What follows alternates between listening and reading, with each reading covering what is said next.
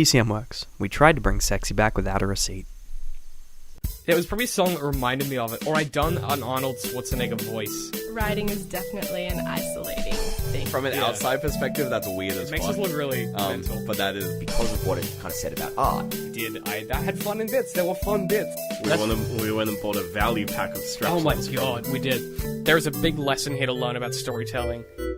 Hey guys, welcome back to the Off-Riders Podcast, official podcast of Digital and Creative Media Works. My name is David, DCM, creator directly right. I'm joined as always by my co-host, Ben. Dude, that was smooth as Dude, silk. how good was that That was shit? just like, just damn, all of the Girl, notes. hold me back, baby. That was pretty good. So this week, Ben, we are talking about the storytelling of Alice Isn't Dead. Oh, spooky.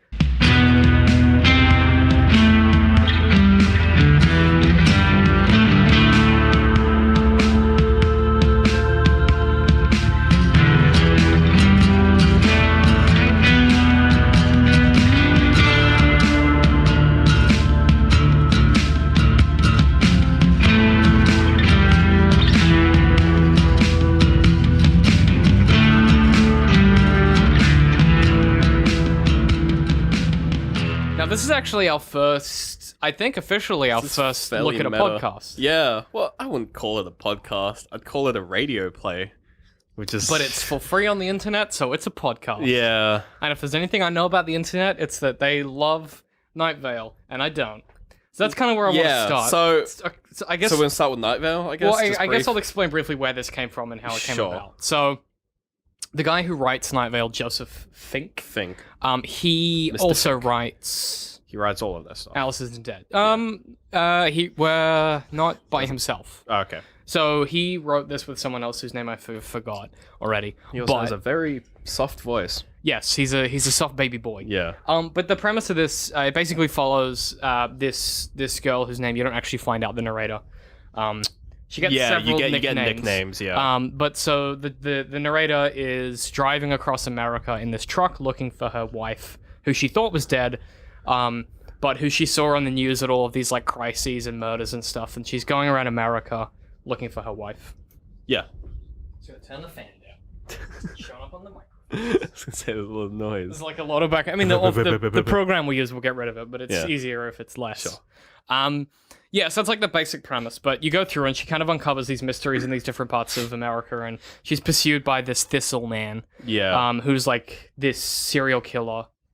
Yeah. He's just serial killer. Just all around creepy man. Just incredibly creepy. Yeah. I will say this before we get into like the nuts and bolts of it. I don't dislike Night Vale. I got to about the 30th episode. And I was with it when it first came out, so I kind of like was You up to date? Yeah, I was at the time, and I was staying up to date and I was enjoying it. But I got to about 30, and what started to happen isn't that it got worse. I just think that they didn't stop. Yeah. And like the good thing about Alice Isn't Dead is that it clearly had structure, it has clearly an had an end. ending, Yeah. and it felt like it was ready to end. Yeah. And that's something that I think. I was ready to stop listening. Yeah, and that was why Night Vale was like, I was like, okay, I can't do this. And I get why people still do. It's really good. And apparently their live shows are sensational. Yeah. But I imagine just they think would be. I just think they got to a point where they needed to stop. Yeah. I And, didn't get you know. I didn't get that far into Night Vale because when it came out, I didn't follow it. I just knew there was this weird Night Vale thing that everyone on Tumblr was going crazy about. That's about most of the exposure I had for a long time. And then Yeah, the internet fucking loves it. yeah, and then I just watched it, listened to it, I guess, for the and I got like 10 episodes in, and I enjoyed it. Like I think Night Vale was cool. Yeah. But like yeah, it's definitely the kind of thing that has an expiry date. And I imagine Yep. 30 episodes is probably about as much as I could handle Yeah. for Night Vale because it's funny and like the first couple of episodes, you kind of get all of the jokes because most of the jokes in Night Vale are like 50% writing and like 150% delivery. Yeah. And once you get the 6 different ways that the narrator can deliver something in a really weird esoteric way, you've heard it all. You've heard all the different kinds of jokes. Yeah, like the joke where they just have run on like poetry basically. Yep. Where they just keep it going and going and then they slowly raise the backing track and you're like, wow, this is really creepy. And it's like that gets old. It gets old. It's actually the reason why in Alice Isn't Dead, I ended up like as soon as I heard Mr. Fink start talking at the end, I just fucking skipped it. Because I could not give a flying fuck about why the chicken crossed the road. That joke wasn't ever funny. No. So, like, can I just ramble about, like, You can rant about that specific So, segment, like, I yeah. enjoyed Alice Wasn't Dead, but, like, every part of the audio recording that wasn't Alice Wasn't Dead is the worst, like, shittiest piece of media I've ever digested. Mm-hmm. Because it is, like, I get it. You're advertising, you're telling us what the stuff is, but, like, you know, if you're trying to make the hook where, like, you want people to listen to the end of the episode so that they go through all the ads, and your hook is simply, we're going to say something funny when we answer the question, why did the chicken cross the road? You've lost me after the first time I heard it. Yeah. You know, like the first episode, I stuck around. I was just like, lol, what are they going to say about why the chicken crossed the road? And then they just did this thing that they do in Night Vale where they just run on sentence. And I was just like, yeah, I guess, you know, I've had that before in Night Vale. Yep. And then they do it in every episode. Yep. I was just like, nah, I'm skipping you, man. But and here's the thing, though, is I think that for their typical audience, it's like the It's what thing. they It's want. perfect Yeah. for them. But It's for like us, the kind we're of like people that would enjoy Poetry Slam, and we do not enjoy Poetry That's Slam. exactly the problem. Yeah. But I'll say this about that as an idea. Something that Roman Mars said a few weeks ago on 99% Invisible. He was talking about the fact that they try and keep their ads to the end of the show. Yeah. He's like, it's not just because I don't want to like interfere with the content, but it also is people that stay to the end tend to be the ones who are engaged enough care to then enough, go and yeah. buy something or to then All of these engage. ads were at the start. Which again, Not I only get were it. they at the start, they were after the hook audio. So you had the hook audio, and then you're like, oh, cool. Yep. And then you had the intro music, I think. And then you would have Joseph Fink introduce the episode, and I don't like his voice, I'm sorry. Yep. Yep. Then you would have him talk about Audible or Squarespace, and I'm like, get fucked. Like, I dude, think they just needed to be A, briefer, and B, they should have got at the end. well at the They end. do it at the end as well anyway. But I get why it's at the There's start. like They 3 have to- minutes of ads at the end of each episode. I get it. They have to make money, but it's Yeah. like keep I mean, we them. do the same, but Yeah, but it's we at like least try to not, like, most of our ads are fairly they just attach to the end of episodes. They're yeah. not- I try not to whereas like Alice Isn't Dead, it ends, and then you're like, all right, it's done. I'm going to go to the next episode and skip these ads. yeah. But I think and that's which again is fine because you're a dedicated listener. You're probably going to listen to the ads anyway. But Yeah. I guess the problem I kind of had with the way that they did it in a few of the episodes was having those beginning hooks actually really interfered with like the content because there are a few episodes where I was like, oh shit, what's gonna like genuinely I was like, oh cool, Yeah, that's, and then know. you lose interest because Well, you I don't know if just- it's interest, but you lose focus yeah, because you're waiting for it to end, and then when the podcast does start again, you're almost so not much time focused. passes between like the opening hook and the the actual Well, I suppose content. it depends on. It would be even worse if you end some of the cliffhanger episodes, listen through all the ads, and then Wait a week. start. no, but yeah. sorry, wait 2 weeks because they Yeah. came out every 2 Well, weeks. even if you're listening to them one after the other, like I was, Mm. where you like it just breaks so much of the flow. And I guess it's part of the format. We are kind of ragging more on the format Well, at the moment, but that's I think that's where we it's- should start, and then we can get into like the Yeah. actual story because the format does severely impact the way that you experience something. yeah.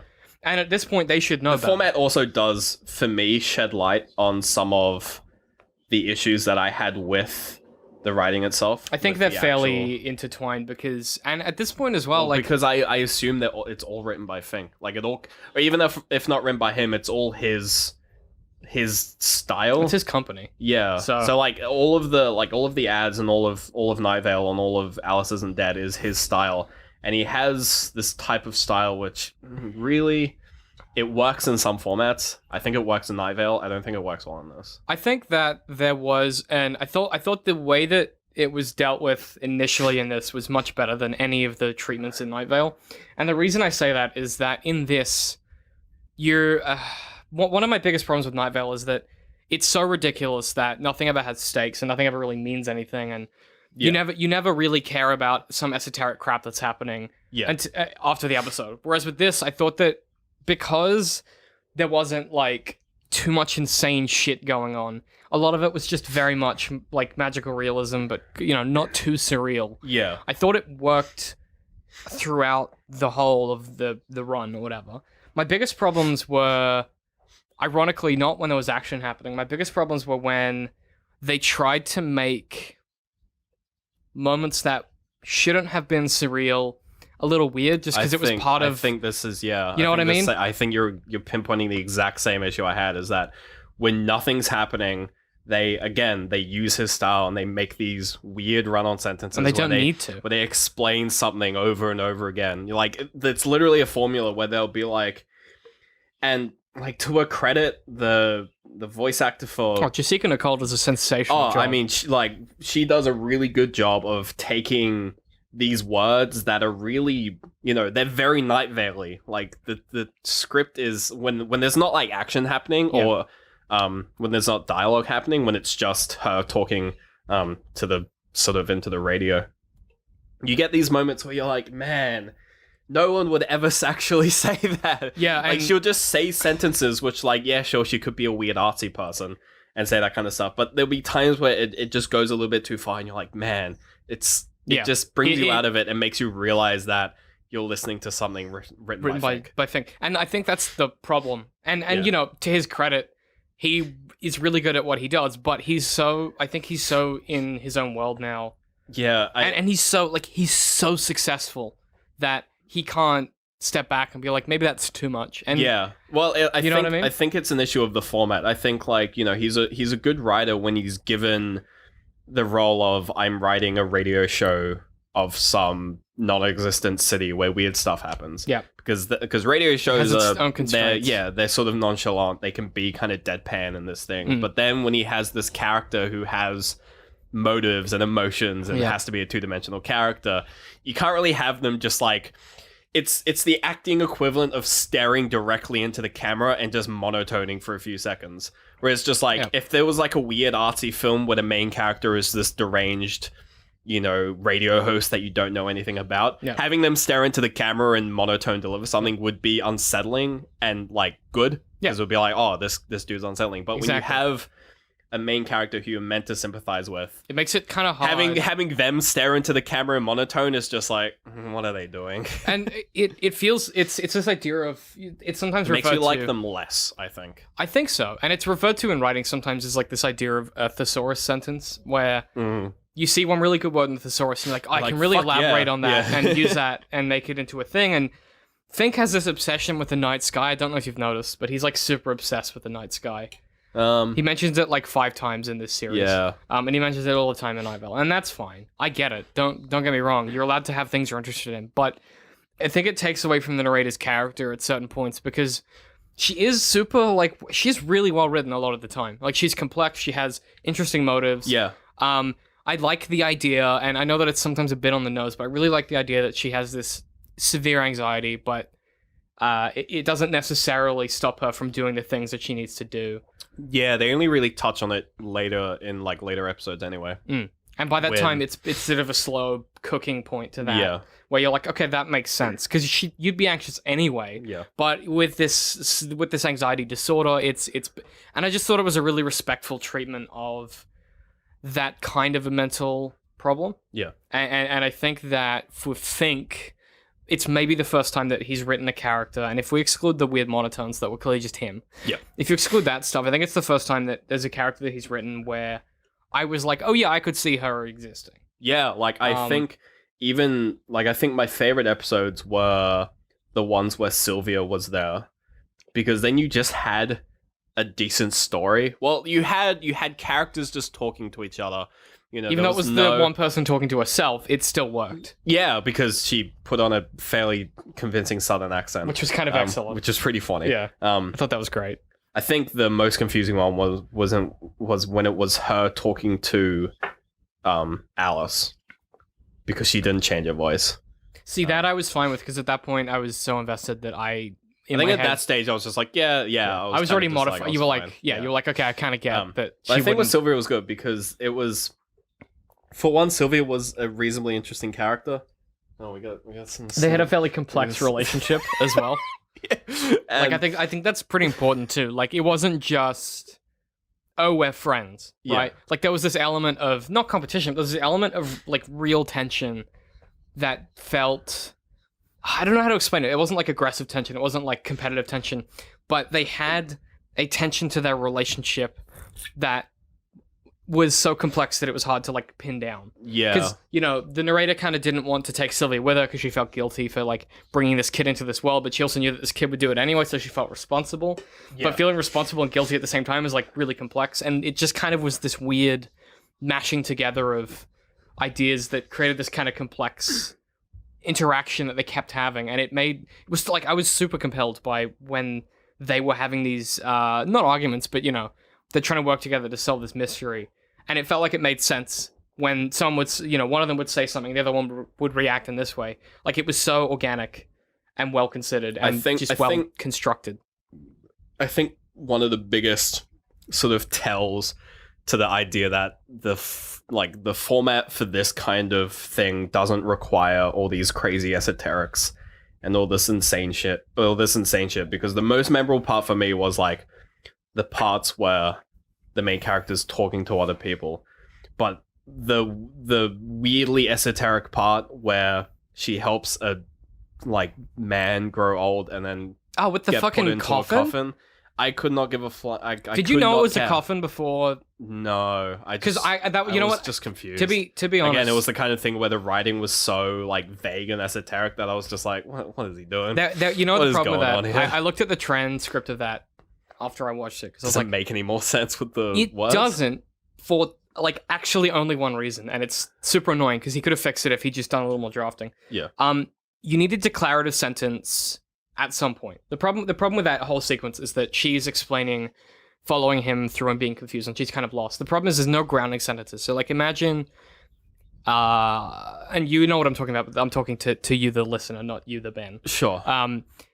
You've got to imagine, like, when you're writing a sentence and you're kind of constructing these flowing, really interesting phrases and stuff, a declarative sentence is one that just states a fact.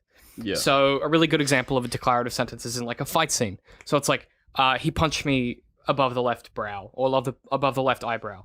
Yeah. There's no ambiguity. You know exactly what happened. Yeah. What you needed in that scene was, you know, he led me out. He, you know, like any, like, I hit the nail with the hammer. Like any you just needed some tactile declarative sentence somewhere in the middle for you to go, okay, now I'm grounded, and then you can continue. Yeah. But it doesn't exist in that sequence. It's all just one. And I get it. I get that it's supposed to wafty- be. I get that it's supposed to be that she's kind of walking through in this haze and she's following him and he's. I don't doing even all- know what it's meant to represent. Like, it just happened and then ended, and I was It's like, not. Well, that's why? Again, that's not. It's not supposed to be or mean anything. But the problem with putting it at that point in the story is that we're kind of invested in this Thistle Man thing, and then you have that crazy fucking town that she drives through that is still. It still creeps me out. You know, when she goes through the town and then she comes back and everyone's crying and then everyone's on fire, and then this guy in a truck. That freaked me out. It still freaks me out. The way that he wrote that sequence. But the coffin thing is supposed to be like unnerving. Maybe I don't know what it's trying to do, and I should know after listening. It's this thing where it's such a non sequitur that it's like it doesn't have a place in the story, because you have these hooks. You have these hooks of like, you know, who is Alice? See the whole like, who are these characters, and then you have the whole Thistle Man thing. And like this coffin scene, I mean, it probably links to something. I would have be like, actually, I think you'll find it. Yeah, I'm gonna get fucking letters being But, like, you guys are idiots. It's obviously this thing. No, but you're right. I mean, you know, the truth is, what I would have preferred is a scene where maybe she goes to that factory by the sea, and instead of this guy who's getting older or whatever, we meet someone who's had an interaction with a Thistle Man, you know, many years ago, or and some, we have like the something. We have like the character who's interacted with the Thistle Man thing when Sylvia and the main character go to the place, the town where, and then she goes in and she asks. Yeah. he's Actually, all, like, that's spooked. super creepy when they took out like the other town episode where they. Yeah. That's creepy. Like, I thought that was done incredibly well. Yeah, but like they could have had that earlier on. They should have seeded that earlier on. Yeah, to sort of raise the stakes of the Thistle Man, because he like that's the point of the story. Because he's fucking scary as an idea. Yeah, Like, you're like, oh shit, this guy that's just he like just munches people, and he just turns up. Yeah. And but the fact that in that he's scarier in the first episode than anywhere else because he just is around. Like, he's not attacking her. He just every time she goes to a new town, he's just sitting watching her. Yeah, Or he's like in line at a grocery store behind her. Like, that's fucking creepy. Yeah, I think holy crap. Yeah, they built up I think the Thistle Man idea they built up really well. The ending, I was like, so like she quote unquote killed the Thistle Man, Yeah. and then like I thought it was gonna end there. I thought it was gonna be like, all right, they're just gonna end it. She's just gonna be like stuck. Yeah. They're just gonna end it on like a super sour note. Yeah. And then they're like lol jokes. The fucking A-team army is Yeah, Bay and Creek shipping. and I was arrives. just like, oh really? Like you guys are gonna good ending this, and then I think they turned it around. They kind of reasonably. didn't good ending it in the end. Yeah, Like I think they, it was the kind of thing where you're just like, oh great, it's just a cop out happy ending. But they and then Alice leaves, and you're like, oh, yeah, like he kind of twists it a bit in a way where you're just like, you have no idea like what's happening. you go from the way that I always think about the ending is you go from having this idea of this picture you're looking at, Yeah, and it ends. The picture ends nicely, and then at the very end, he's like, yeah, but what's the big picture? And you're like, oh, I don't. Whoa. I think like from here, like this, the whole idea of Alice isn't dead, especially once you get to the ending, it does kind of smell of a little bit of Night Vale, where they're just like, here's like the Thistle Man story, and here's like the in like second episode or second season or second part could be like, here's this so and so story.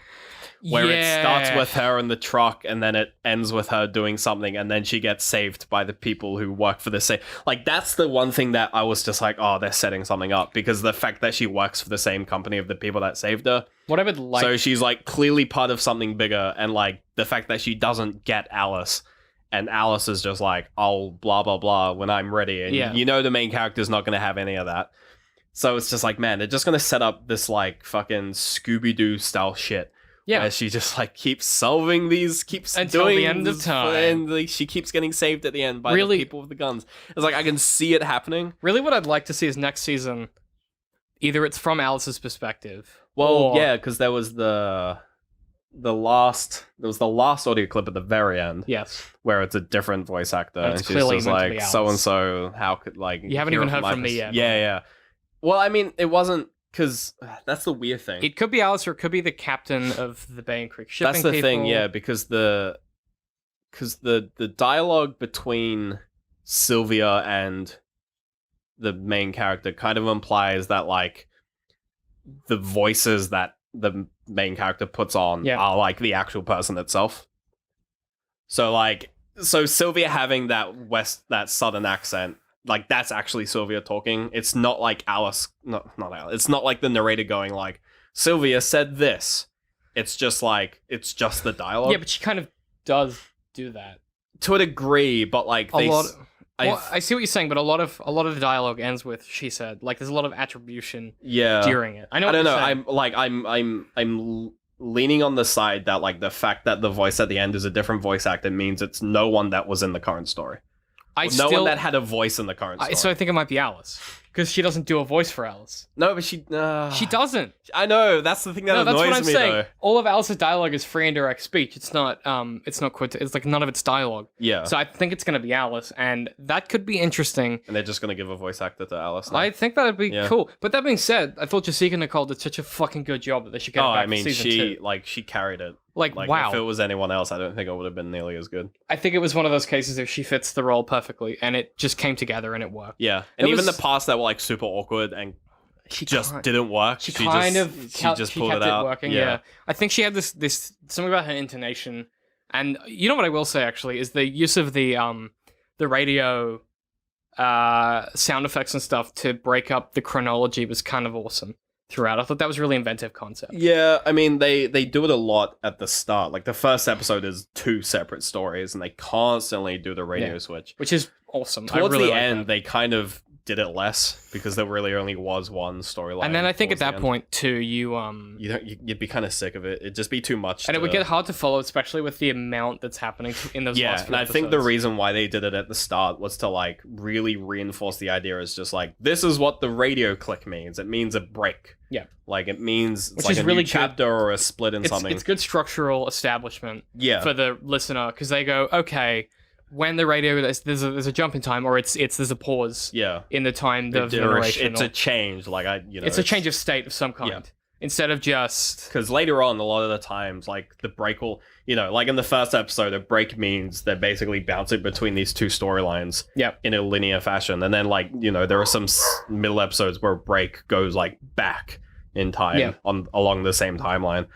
But then you have later on, like, a break will just sort of be a gap. Yeah, there'll be a time that's It'll passed, just- and yeah. she'll keep telling the same story, or, Yeah. or it'll be a literal break in time, Yeah. where it's like 6 hours later and she's still driving or whatever. But I think that this is one of those few stories, and it is an American road trip story, which is always something that I enjoy. But I think it's one of the few stories that really looks at how difficult it can be to be a truck driver and do this kind of job. Well, that was the thing. I was like, towards the end, I was just like, oh, she's actually just like, she kind of enjoys truck driving. And it's funny because It's kind of odd. yeah, it is 'Cause at weird. the start, you're like, the perception you have of her is just like, oh, she's just kind of taken this job 'Cause as she like had an to excuse go and look to for go Alice. and look for Alice. But after a while, she kind of After a starts while, to she enjoy it. just kinda But you stops also doing kind of it. enjoy her enjoying it. I think it's really good. It's very empathetic toward those people that do that, and not enough material looks at jobs like that and tries to make them like, Interesting. yeah, or even like you like most people wouldn't even be able to like understand what driving a truck is like. Yeah. But having listened to that, I have the vaguest sense. Like I have a much more vague sense of like how it might be to actually inhabit that role Yeah. as a person that drives a truck for like 12 hours a day, and how weirdly insane you become after a while. Yeah. And I think that Yeah, my If- uncle if drives nothing trucks. He's fucking loco. yeah, like but Yeah. the cool thing about it is that it's never like, I don't think it ever goes too over the top with how crazy No, she starts to become. they only do like this singing along to the music once. Yeah. Which is nice. Which was nice. They don't do it constantly. Yeah, because you would be like, because please, you would be doing that constantly. you do it all the time. Yeah. But then eventually you'd be like, no, I'm done. the But yeah, no, I think that I think it's a good step in the right direction for them. But there are some, I think Fink needs to reel in a little bit of his of those moments that are very much Those just just long- his voice. I think it's just like when it's just like, I'm gonna start writing poetry now. And you're like, Which you- don't. and you Like, can do that- You yeah. can do that when it's not like the main character talking. Yeah, 'Cause no one talks in poetry. it's People just talk. it's the triad problem. So like a really common structure of grammar is a triad, so it's like 3 beats. Yeah. No one in real life speaks like that, but you write like that all the time because it's beautiful and it's a really good way of writing. Yeah. But there's a lot of triads in this, and no one talks like that. And if someone spoke to you in triads on the bus, you'd be like, "Get the fuck away from me! You'd be like, weirdo You're on the insane." bus. Yeah. So like it kind of, yeah, I see what you mean with that. Like it does get a bit much yeah. after a while, but like And that's why I enjoyed the parts where she's actually talking to a person, because she doesn't. there's no It's- sense. There's just actual There's no dialogue. tendency to lapse into that. And you're like, because "All right, they're having thanks." interactions. Yeah. Yeah. No, totally. And I mean, you could argue that it's like, oh, like it's her. It's not really her talking. It's more like her thinking, like her thought process. And people think in But poetry, it's just like, well, no, because she explicitly says she's talking on the to a radio. The only But also, what we don't have actually is we never get a resolution as to whether or not Alice heard her. We just know that the Thistle Man does on the radio. Like we don't know if Alice is listening to her talk to the everything. I guess she must, because she turns up at the other yeah, town. possibly, because it's the But- thing where, like, yeah, when she said she was talking to the radio, I was just like, those things are open. Like, it's like those channels are open. Like, radio channels are just just beam it out there. It'd be kind of weird. Like if you were like another truck driver just like scanning the channels and comes across this weird delusional woman talking about that is true. about a Thistle Man, he'd just be like, yeah, that's enough for today. But then people in the world think that she's insane also. So I guess they kind of hang Fair, a lampshade on that a bit, where they're like, yeah, and you would think she's insane. Yeah. So I think to a degree they kind of solve that problem. Yeah. Look But at me still, defending. people don't talk in No, I know. poetry. Yeah, it just whatever. No, like I thought, I really enjoyed it, and I just think it's a step in the right direction. Yeah, I mean, for I what they still can do. enjoyed it. There were parts that I hated. Yeah. Like the ads. Yeah. Get that shit out of here. I mean, you need to get paid, but like, I'm gonna skip it Yeah, because it's put it at the end. kind of obnoxious. Yeah, just put it at the end, and like, don't do the chicken on the road joke. It's not funny. Yeah, and I guess for do their, that for season I guess for their audience it is. I mean, and that's the thing. Like, I guess that there is that group of people that enjoy that kind of Because like it's not for us. humor. That's the truth. Like it's not a just show very that's made much for not us. ours. Yeah, But I still enjoyed it, and yeah, I enjoyed the parts that were good. yeah, and I thought it just super well put together, like very slick execution. Yeah, I think like the sort of audio work is super underrated. Like audio work for it is just incredible. It's so hard to do from Yeah, someone that does it yeah. on a daily basis. It's so Uh, hard to do in that way and have it work every time. Yeah, So yeah, I'm thoroughly impressed with it, and I think that if if they're gonna do more, they need to kind of try and learn some lessons from this season. Yeah, maybe get a different writer. Well, not even Maybe that. get someone else to write for Fink. Well, I think when what Fink starts No, going you rambly, just they need can a- just you just need an scribble, editor. screw That's a all. You fit. just need someone who's Yeah. outside of their world to edit. Yeah, and you know, make go it through and- actually workable. Well, just tighten up because like the majority of it works, but just tighten up those bits that lapse into his voice, and that's what a good editor does. Yeah, That's their job, is to make sure that it's all coherent and consistent. yep. So, but yeah, I think that'll do it for this one. Where can people find us, Ben? Oh shit. Yeah, it's the age-old The age of quandary, question you that know? one day I'll get. One day. We're on the Twitter at DCM_works. We also track hashtag AFA pod if you want to chuck us a sweet tweet, bro. We're also on the Facebook, DCM Works Social. You can follow us there. It's probably the best way to... Twitter and Facebook are the best way to stay up to date. Yeah. We're also on the Patreons if you want to chuck us a buck. $1 do. Bach. This episode is powered by... German, Oh, I'm sorry? very old What? composer. What, Bach? It's not powered by Bach. This episode is powered by DigitalOcean. We talk about them a bunch. They're a fantastic service. They're web hosting, easy to use. You get $10 a credit on us. Just go to dcm.works/ocean. I'm at DCM I Hate Pie. I'm at Literal Citrus. And we'll see you guys next week. It was probably a song that reminded me of it, or I'd done an Arnold Schwarzenegger voice. Writing is definitely an isolating thing. From an outside perspective, that's weird as It makes fuck. us look really mental. But that is because of what it kind of said about art. I had fun in bits. There were fun bits. We went and bought a value pack of straps. Oh my god, we did. There's a big lesson here to learn about storytelling.